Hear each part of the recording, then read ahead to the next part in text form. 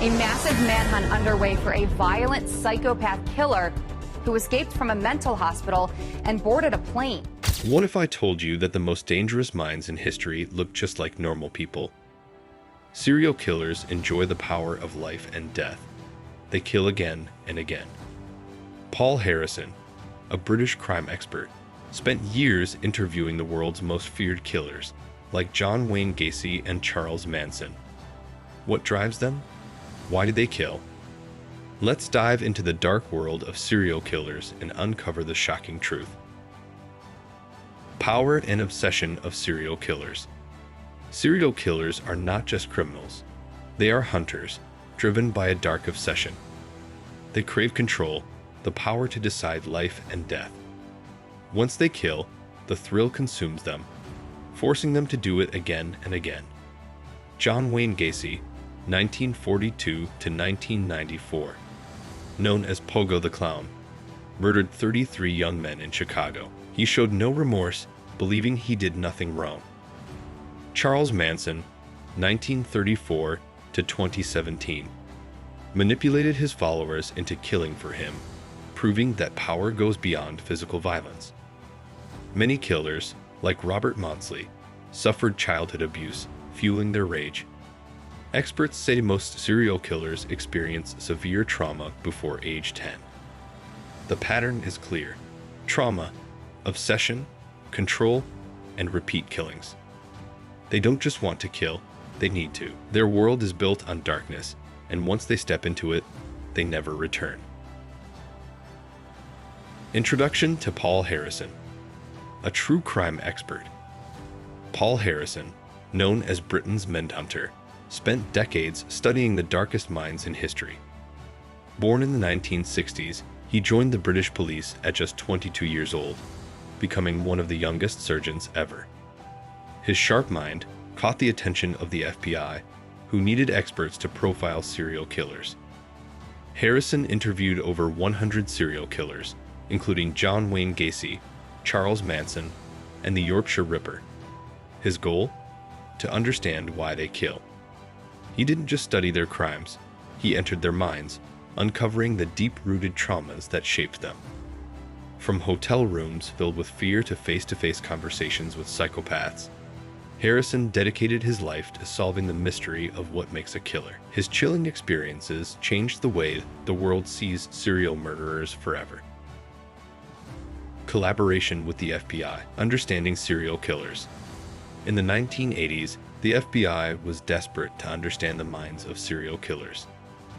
They needed experts who could analyze their behaviors and predict their next moves. Paul Harrison, a rising star in British policing, was selected to work alongside the FBI's Behavioral Science Unit. His mission? To interview the world's most dangerous killers and build psychological profiles. The first was John Wayne Gacy, who casually described murdering 33 victims. Harrison also studied Charles Manson, whose manipulation skills turned followers into murderers. Through these interviews, the FBI uncovered chilling patterns. Most serial killers had suffered severe childhood trauma and sought control over life and death. Harrison's work helped shape modern criminal profiling, allowing law enforcement to track killers faster and save lives. First encounter: interviewing John Wayne Gacy. In 1983, Paul Harrison faced his first serial killer, John Wayne Gacy, the man who murdered 33 young boys in Chicago. Known as Pogo the Clown, Gacy lured victims with charm before strangling them. When Harrison met him, Gacy showed no remorse, speaking about his crimes as if they were normal. For 2 weeks, Harrison interviewed Gacy, uncovering his twisted mind. Gacy believed he wasn't guilty. He was simply dealing with problems. At night, Harrison locked his hotel door, haunted by the killer's words. This experience changed Harrison forever. He realized serial killers weren't just violent.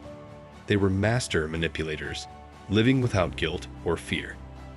His journey into the darkest minds had just begun. Psychological profile of serial killers. What makes a person a serial killer? After interviewing over 100 murderers, Paul Harrison discovered shocking patterns. Most serial killers experienced severe childhood trauma before age 10, abuse, neglect, or violence. This trauma created deep anger, which later exploded into murder. John Wayne Gacy was beaten by his father. Charles Manson was abandoned as a child. Robert Maudsley, the UK's Hannibal Lecter, was locked in a room for days. These killers didn't just wake up one day and decide to kill. It was years of pain, rejection, and hatred building inside them. They also shared traits like manipulation, lack of empathy, and extreme intelligence. Many lived normal lives on the outside, but hid their dark desires. Their crimes weren't random. They were carefully planned, each kill feeding their need for power and control. Personal childhood trauma and its influence. Nearly every serial killer shares one dark secret: childhood trauma. Paul Harrison found that most killers endured severe abuse before the age of 10. This suffering planted the seeds of violence, turning them into cold-blooded murderers. John Wayne Gacy, 1942 to 1994, was beaten by his alcoholic father. Charles Manson, 1934 to 2017, was abandoned and raised in reform schools. Robert Maudsley, locked away for days, developed a deep hatred. These killers weren't born evil. They were shaped by pain. Instead of healing, they buried their rage, letting it grow. Over time, their trauma turned into an obsession with control, power, and death. When they finally killed, it wasn't just murder, it was their way of taking revenge on a world that had failed them. Working on the Yorkshire Ripper case. In the 1970s, the UK was terrorized by Peter Sutcliffe, known as the Yorkshire Ripper. He brutally murdered 13 women and attacked 7 others.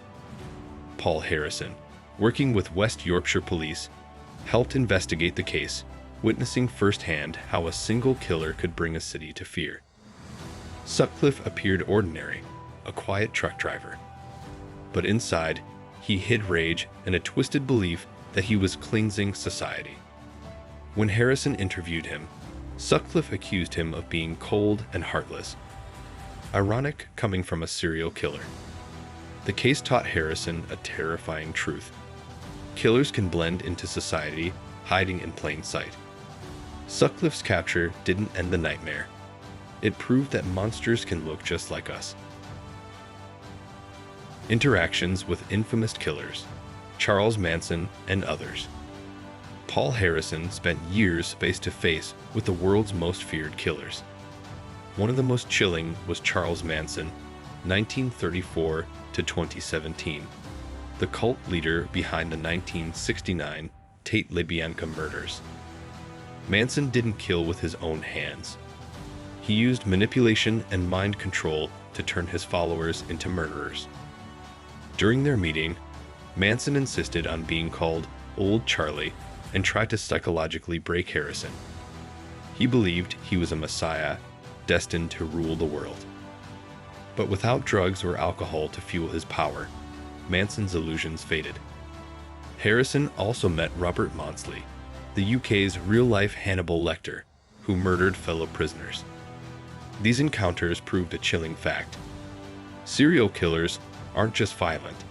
They are master manipulators, experts at controlling minds. Common traits among serial killers. After interviewing over 100 serial killers, Paul Harrison identified shocking similarities.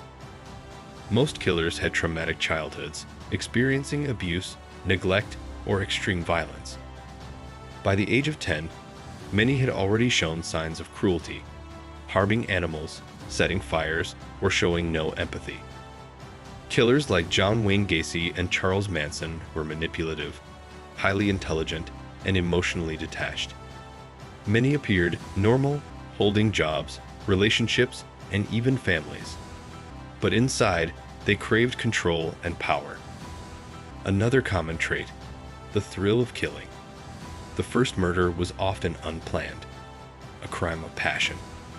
But once they felt the power of life and death, they became addicted, unable to stop. This cycle of trauma, obsession, and killing is what makes serial killers so terrifying. The mind of a serial killer is often shaped by past trauma. Paul Harrison discovered this while interviewing notorious killers. Most of them suffered violence in their homes, either from their father or mother.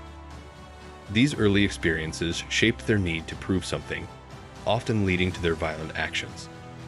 Harrison met killers who were eloquent and manipulative, like Charles Manson, who believed he was a messiah, convincing his followers to commit murder. But underneath their chilling personalities, many had internalized anger from childhood abuse. In his interviews, Harrison realized the toll it took on him. He learned that serial killers often transpose their guilt onto others, making you feel responsible for their actions. Yet, he also saw a way forward. He believed that society needed a specialized center for violent crime. Experts, social workers, and forensic teams could help catch killers faster and save lives. Robert Maudsley, known as the UK's Hannibal Lecter, is one such example. His intelligence and brutal acts showed just how close killers could be to normal society. It's a chilling reality that serial killers could be anyone: your neighbor, your colleague,